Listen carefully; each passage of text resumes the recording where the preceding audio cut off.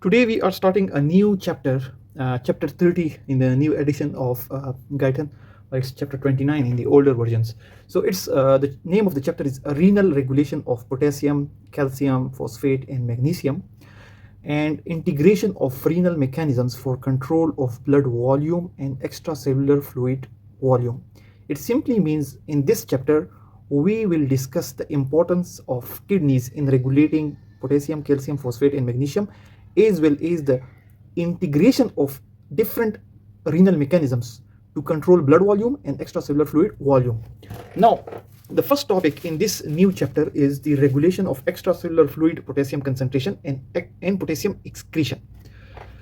We are discussing physiology, and the purpose of the physiology is to understand the normal mechanisms of the human body, and the human body always strive for homeostasis to keep the conditions normal. Now, all the different organs in the human body, as we have discussed multiple times, the heart, kidney, liver, brain, they are trying to maintain homeostasis or similar conditions. So one of the most important condition that must be kept normal is the concentration of potassium in the extracellular and intracellular fluid. So the regulation of extracellular fluid potassium concentration and potassium excretion. It is important to discuss this topic in the renal system because the kidneys are involved in 90% excretion of potassium from the body, and that's why if there is any abnormality with the functions of kidneys, the one of the most common electrolytes that are disturbed by the kidney abnormality is potassium.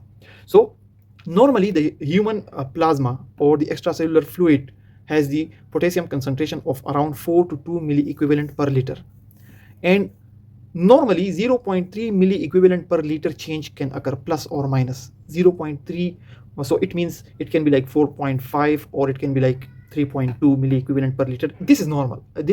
And the average concentration of the potassium in extracellular fluid is around 4.2 milliequivalent per liter. Now, the human body cells are very much sensitive to potassium, and a change of 3 to 4 milliequivalent per liter can lead to cardiac arrhythmias, ventricular fibrillation, and even cardiac arrest. So why is it important to keep the potassium level within normal conditions? It is because the cells of the human body are very much sensitive to potassium.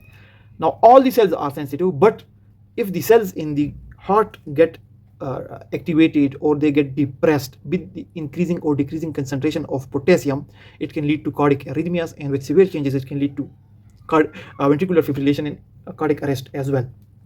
Now the change needed for this cardiac arrhythmias or VF is only 3 to 4 milliequivalent per liter. It means it is 4.2. Anything above say 7 milliequivalent per liter or anything like below 2 milliequivalent per liter will prone the human body to not only arrhythmias but a lot of other conditions as well. That's why it is important to maintain the concentration of potassium normal, which is around 4.2 milliequivalent per liter. Now, in the human body, for a 70 kg man with around 28 liters of fluid in the intracellular spaces, which makes around 40% body weight of the human body, and around 14 liters of body fluids in the extracellular fluid, which makes around 20% weight of the human body, there is around 3920 milliequivalent potassium in the intracellular space and only around 59 milliequivalent of potassium in the extracellular space. We discussed that 4.2 milliequivalent is present per liter, and the total human body fluid is around 28 liters intracellular and 14 liters extracellular.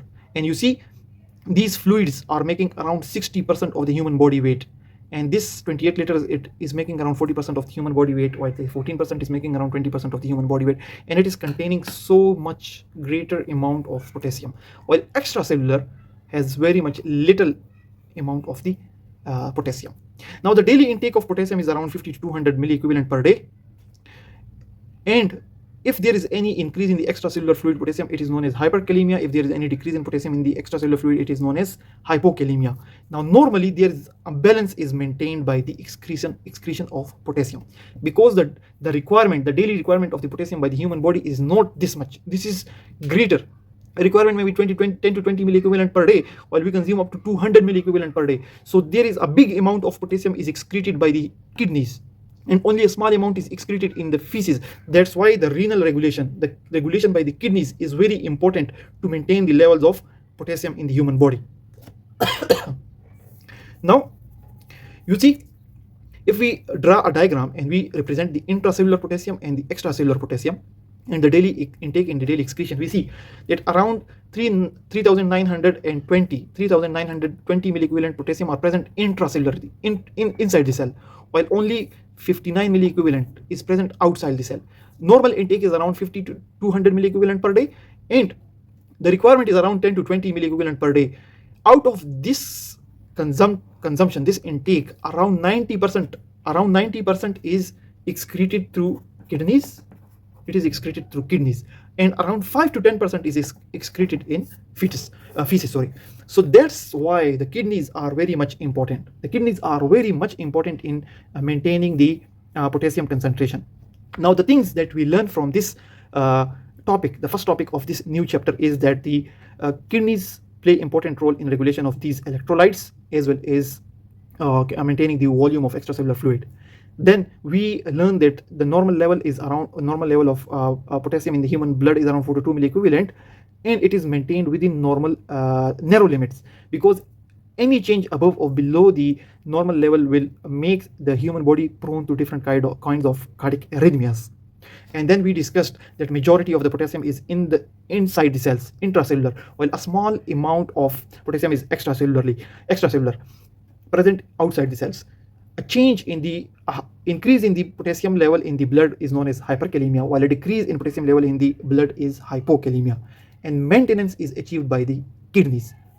Now, one thing is very important: whenever there is a decrease in the potassium in the extracellular fluid, the extra potassium comes from the intracellular space potassium. If there is a decrease in the extracellular potassium to normalize this, the extra potassium comes from the inside the cell. Similarly, if there is consumption of too much potassium, there is storage of that extra potassium inside the cells, along with excretion by the kidneys and feces. So that's all about the regulation of extracellular fluid, potassium concentration, and potassium excretion. Thanks a lot for watching the video.